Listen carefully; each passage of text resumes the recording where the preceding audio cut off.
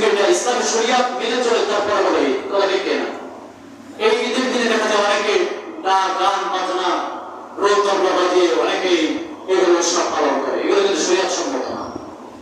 Role তবলা আল্লাহর রাসূল থেকে নিষিদ্ধ, এগুলো করা যাবে না। আনন্দ উৎসব থাকবে ইসলামী শরিয়াত হুকুম অনুযায়ী, একজন আরেকজনের বাড়িতে যাবে, সালাত বিনিময় করবে, ঈদ শুভেচ্ছা বিনিময় জানাবে, একজন আরেকজনের ঈদ শুভেচ্ছা জানাবে, একজন আরেকজনের বাড়িতে যাবে, ওরকম কলাকলি করবে, মুসাফা করবে, এইভাবে ঈদ শুভেচ্ছা বিনিময় হবে।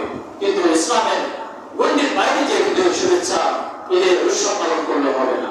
আবার অনেকে আছে ঈদ পালন করতে যে দেখা যাচ্ছে গোশ কাটা শুরু করেছে, নামাজ শেষ হয়ে যাচ্ছে, সে খবর নাই গোশ কাটা আগে, এটা কিন্তু না।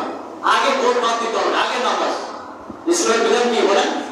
আগে নামাজ, গোশ পরে, আগে নামাজ পড়ে তারপর আবার গোশ কাটা শুরু করতে হবে।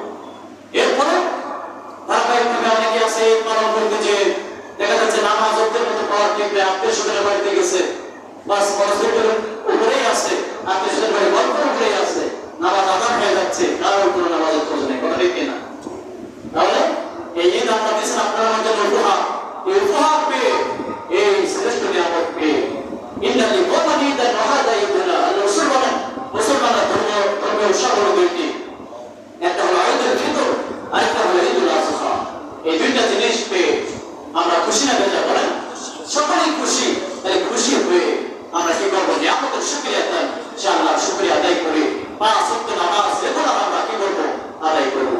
আমি সকলকে অনুরোধ জানাবো, মহল্লায় যারা আছেন অনেকে কিন্তু ঠিক মতো নামাজে আসেন না, আপনারা অনুরোধ জানাবো সকলে মসজিদে আসবেন নামাজ পড়তে, সকলে আসলে মনে করেন আমি ইমাম সাহেব আমারও ভালো লাগে যে না সবাই একসাথে নামাজ আদায় করতেছি, ভালো লাগে।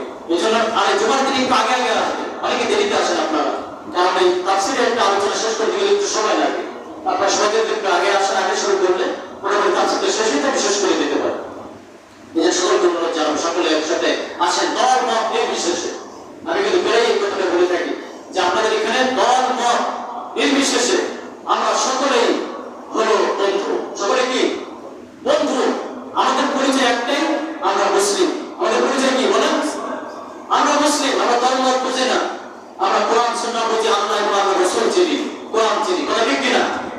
এটাই হলো আমাদের মূল টার্গেট, বাকি অন্য কোনো টার্গেট নেই। এই জন্য সকলকে অনুরোধ জানাবো আসুন আমরা সকলেই আল্লাহ এবং আল্লাহর রাসূলের হুকুম অনুযায়ী নিজের জীবনকে পরিচালনা করি এবং চিরশতভাবে জান্নাতের মালিক যেন আপনি আমি হতে পারি। আল্লাহ সেই তৌফিক দান করেন। সকলে বলে আমিন। আমি আগামীকাল ঈদের ছুটিতে যাবো, সকলে আমার জন্য দোয়া করবেন। আমি যদি যে আমার ভালোভাবে আসতে পারি সকলে আমার জন্য দোয়া করবেন এবং সকলেই মসজিদের প্রতি খেয়াল রাখবেন। এই হুজুরা যখন ঈদের ছুটিতে যায় আজান নামাজ সকলে মিলে একটু যদি কাজ করেন সবাই মিলে, যেন আজান নামাজ ঠিক মতো হয়, তাহলে কিন্তু সবাই মিলে করলে হয়ে যায়, কথা ঠিক কিনা? দর্শনাকে বোঝা মসজিদে দাঁড়ান সবটা জেনে যা আছে সব কিন্তু সবাই মিলে করলে কিন্তু কোনো বিষয় মনে হয় না।